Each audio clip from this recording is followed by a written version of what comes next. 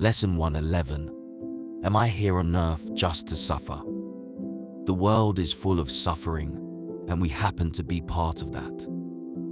For some people it is worse than others because they do not get to choose where to be born or what kind of life they want from the beginning. We are all where we are for a reason. Everyone will prefer to live a life where there is no pain or suffering and just be happy and enjoy this beautiful world.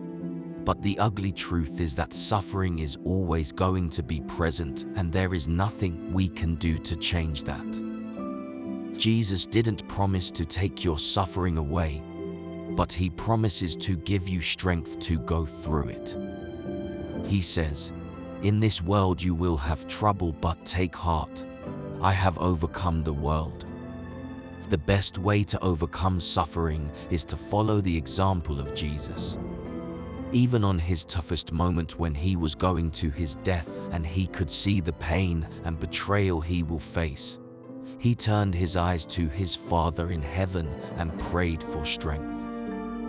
His mission here on earth was more important than sitting back and complaining about the suffering and pain He faced. He understood that the pain He is facing now is temporary and it will pass away. He knew that the rewards that come from overcoming the pain and suffering will be for the good of everyone living on earth. It is pure grace and pure love poured down to everyone who has breath. It is easy to give in to suffering when you do not get what you want, or when what happens doesn't turn out in your favor. Most of the time it is just in our heads. You cannot think beyond the pain you feel. You must know that it is just temporary, and your moment will come when you enjoy it again. This is why you can have lots of ups and downs, and sometimes you complain about everything, having all kinds of mood swings. When your faith is shaking, your confidence in the Lord becomes low, and you insert fear and worry instead of trusting and obeying. You move by what you see, not by what you believe. You must fix your eyes to Jesus no matter what, because He is the perfecter of your faith. Both in good times and in bad, because when you have Him you have everything and lack nothing. Paul encourages us to glory in our suffering. He says, "Because we know that suffering produces perseverance. Perseverance, character. And character, hope.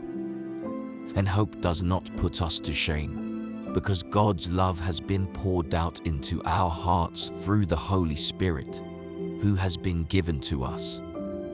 It is at the point of our weakness is where we find our strength, because God's power will be revealed to us. It turns us to hope in the Lord, who will see us that we get justice in our lives.